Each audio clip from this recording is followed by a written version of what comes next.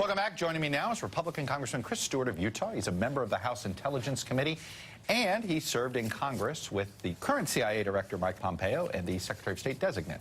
Congressman Stewart, welcome to the show, sir. Good to be with you. So I know you know Congressman Director Pompeo. I got to get all of his titles right. The current title is Director Pompeo. He's clearly closer in line of foreign policy views with the president than Secretary Tillerson. How important do you think that is for Mike Pompeo to succeed with the president? I think it's actually quite important. My only criticism of Mike, who's a close friend, we sat on Intel together. You know, he was an Army officer, I was Air Force. So other than that, he's a terrific choice. Look, he has something that I think is very important, and that is kind of a personal dynamic with the president. And for whatever reason, it seems like Secretary Tillerson didn't quite have that. And look, I sat with Secretary Tillerson. I think he's one of the smartest men that I've ever met. I think he's one of the strongest leaders. I had breakfast with him not long ago, and I said, I hope he'll stay. But the president had another idea, but I think Mike is an excellent choice to replace him. I'm curious, you heard, I don't know if you heard, it was Senator Chris Murphy who was speaking there before you came on. That is a perception among some on the left, that Mike Pompeo is a hardliner on diplomacy. What would you say to that in response? Well, I don't think that that's a very fair characterization, and I don't think there's much to base that on. The positions that he's been in, he advocated for those positions that he had responsibility for. I think he'll do exactly the same thing once he's Secretary of State. He will then advocate for those positions that are important as the Secretary of State.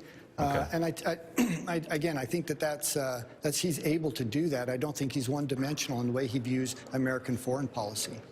I'm going to get you to react to something that another colleague of yours on the House Intel Committee, on the Republican side of the aisle, what he said in reaction to the House Republican Intel findings. Here it is. It's Congressman Tom Rooney. We've gone completely off the rails, and now we're just basically a political forum for people to leak information to drive the day's news. So we've, as you alluded to, we've lost all credibility, and we're going to issue probably 2 different reports, unfortunately. Can the public take either finding seriously? Well, I hope they can. Excuse me, and they should. And by the way, in our report, we've tried very, very hard to be not political, not to be accusatory. These are basically laying out the facts, and then more importantly, the recommendations to the American people as we go into another election. I think I know what Tom was saying. I think he was frustrated that there has been too much partisanship on this committee. Many of us, the thing we loved about the Intel Committee was we didn't used to be partisan. There's no question there's been a history of leaking here that Tom was frustrated with. I understand that, but I don't think because of those criticisms you therefore say that everything that we do is irrelevant or not important. In this case, this report really is, and as I said, we've really tried not to be partisan in this, and we hope to work with the Democrats over the next 2 weeks to finish the report. It seems as if, correct me if I'm wrong, are you really coming to the conclusion that you know there's no collusion? And I ask that because how can you come to that I can understand if you said, we didn't find it among the people we've interviewed, but how do you make it a hard conclusion when you didn't interview Julian Assange, Paul Manafort, Rick Gates, Michael Flynn, Christopher Steele, George Papadopoulos? How can you confidently make that conclusion without those conversations? Yeah, so a couple comments on that. A number of the individuals, in fact, most of the individuals you just mentioned are under indictment, therefore we can't interview them. They're now under the purview of the special counsel, and we no longer have access to them. Another thing is that we call this an initial report. And that's an important distinction, and it's one that I fought for. If there is other information that comes forward, we will pursue that, and we're committed to doing that. But at some point, and after, what, 15 months and more than 300,000 documents and et cetera, at some point you reach where you just say, we're not learning anything new. It's been months since we learned something new. Let's tell the American people what we now know. Let's make those recommendations, especially in light that we've got an election that's just around the corner now. It seems to me that there's not a lot, actually, that there wasn't as much unity among House Republicans on this side of the Intel Committee as perhaps others led to believe. Congressman Conaway implied that all of the evidence that you guys have seen said the Russians favored Clinton over Trump. Here's what Trey Gowdy put out today.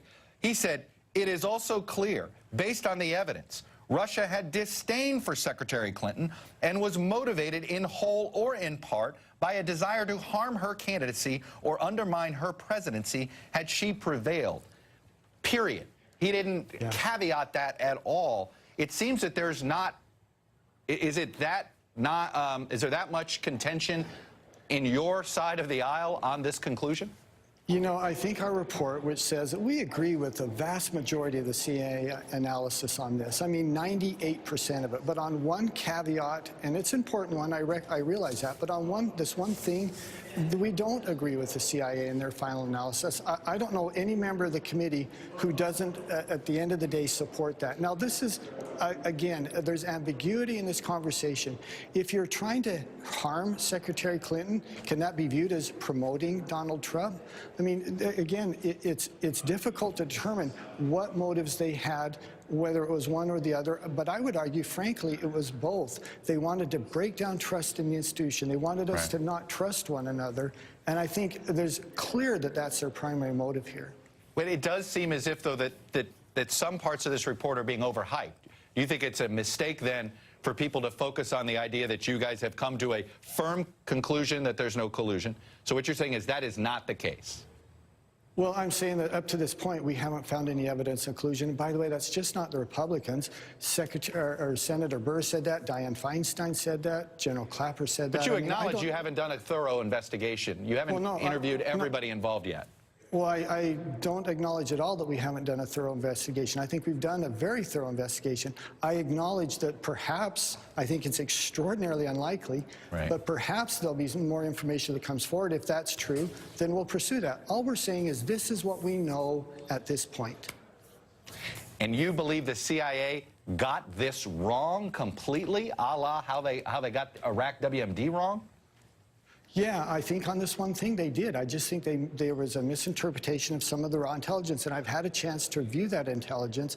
And once again, there's a little ambiguity here. I recognize that. But we really believe that they just missed this one thing. But it's an important distinction. If it's not true, we shouldn't have the American people thinking that Vladimir Putin was determined to elect one candidate over the other.